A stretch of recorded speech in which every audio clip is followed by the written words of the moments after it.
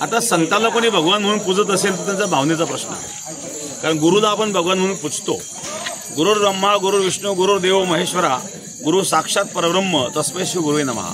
आपण गुरुला साक्षात परब्रह्म म्हणत असतो आणि म्हणून गुरुची पूजा आपण देव म्हणून जरी केली तर तो पूजा करणाराचा विषय आहे. दुसरी महत्त्वाची गोष्ट, साईबाबांना मुसलमान ठरवण्याचा जो प्रयत्न केला जात आहे हे अतिशय दयनीय गोष्ट आहे, कारण साईबाबा हे मुसलमान नव्हते. दुसरी महत्त्वाची गोष्ट, साईबाबा हे राम भक्त होते. शिर्डीमध्ये राम जन्मोत्सव साईबाबांनी सुरू केला, शिर्डीमध्ये कृष्ण जन्माष्टमी साईबाबांनी सुरू केली.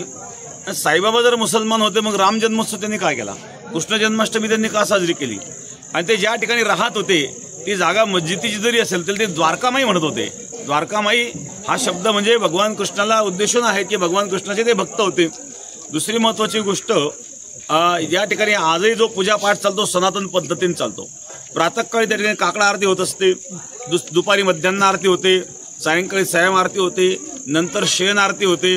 हे सगळं वैदिक पद्धतीने त्या ठिकाणी पूजापाठ चालतात. दुसरी महत्त्वाची गोष्ट, या ठिकाणी आणि कुठल्याही इस्लामचा त्या ठिकाणी काही संबंध नाही आहेत. संत हे सर्वांचे असतात आणि साईबाबा हे संत होते, साईबाबा संत आहेत, संत संतांना ओळखतात. योगीराज सद्गुरू गंगागिरी महाराजांनी प्रथम जेव्हा साईबाबांना पाहिलं, साईबाबा हे बालक होते आणि 20-21 वर्ष वय साईबाबांना त्यावेळेला असेल आणि गंगागिरी महाराजांचं वय 60 वर्षाचं होतं.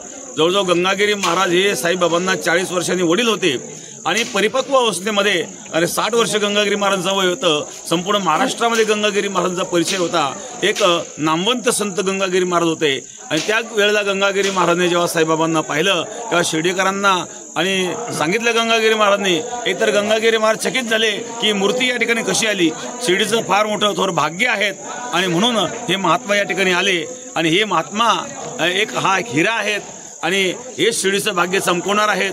अशा प्रकारे गंगागिरी महाराजांनी भविष्यवाणी केली होती. त्यावेळेला साईबाबा कोणी लोकांना माहीत नव्हते आणि म्हणून भक्ताचा महिमा भक्ताची जाणती दुर्लभ या गती अनेकांशी. संत संतांना ओळखतात. साईबाबा हे संत होते, साईबाबा हे संत म्हणूनच पूजले जातात आणि म्हणून साईबाबांचे मंदिरं, त्या मंदिरामध्ये मूर्त्या ज्या काढल्या जात आहेत यामध्ये कुठलं तरी षडयंत्र असलं पाहिजे, ते शोधलं पाहिजे आणि ते शोधून अशा प्रकारे कृत्य करणाऱ्यावर कारवाई झाली पाहिजे.